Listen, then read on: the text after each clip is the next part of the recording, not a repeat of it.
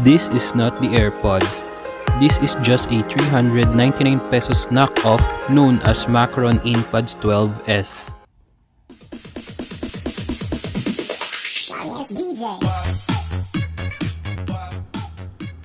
Hey, what's up guys? Welcome back to our channel. So, kamusta naman kayo bago tayo mag-start? Ito palang item na to is nabili natin sa online shop for only 399 pesos or 400. So, kung nagbabala kayo, ito video na to is para sa inyo. So, out of the box, makikita nyo yan, yung specifications, like kung anong kulay, the name, same lang. Then at the back, makikita natin yung itsura ng pinaka-item or product. So, open na natin guys. So, out of the box yan, yung pinaka-item. And, sorry guys, di ko na-include yung charger kasi ginagamit lang. Pero ayan, certificate, then, warranty card ba yun? Tapos, eto, manual. Yan. So, maganda yung manual, medyo glossy siya, parang pang magazine. So, at the item, eto, makikita natin, matte blue siya. I mean, light blue. Maganda yung kulay niya, rubbery yung texture niya. Ayan, sobrang clean yan tingnan. And makita natin at the bottom is yung charging port, which is not Type-C guys. Ito is 8-pin yung charger ng iPhone talaga. So ayan, open natin para makita natin yung pinaka earphones.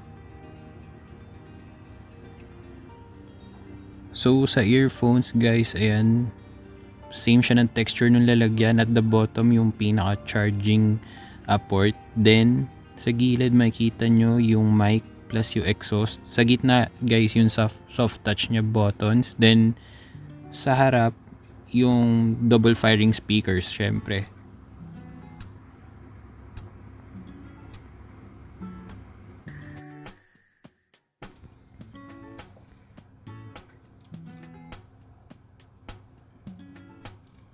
Yan guys, kung mapapansin nyo, wala nang button yung 12S. Yan yung kinaibahan niya dun sa 12 na may button sa pinaka casing.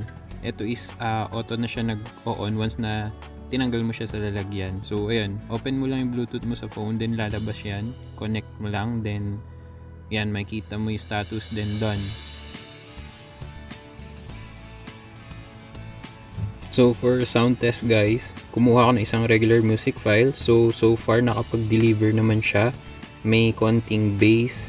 And yun nga, wag naman tayo mag-expect ng magandang bass dahil yung sa price point naman niya is nakapag-deliver naman siya na maayos. So far okay naman sa music, pero sa quality medyo hindi.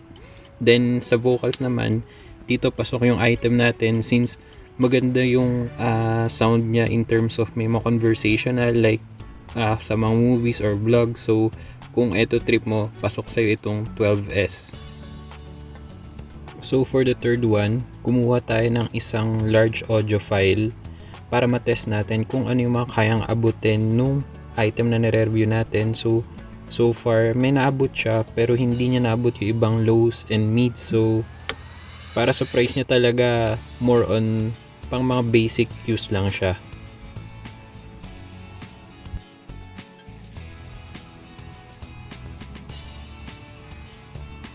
So for soft touch controls nitong Inpods 12S, yan, nag-play ako ng isang music. So one tap is pause, one tap again is play. So yan, double tap is next. So lipat tayo sa kabila, ganun din yung use niya, pause, play. Then double tap will be previews. Then nakalagay kasi dun sa manual niya na pag pinrest daw ng 3 times is gagalaw yung volume. So in-expect kung lalabas siya sa screen, pero hindi. Pero gumagana naman. I mean, nagre-react siya. So yan, 3 taps, okay. Then nakalagay din dun na if you hold yung item natin for 2 to 3 seconds, magsha-shutdown siya or magsha-shut off. So hintay mo lang yung parang red light. Ayan. Then wala na, okay na, nakapatay na yung Inpod 12 natin. Ito yung size niya sa palm guys. Okay, then montage, pasok.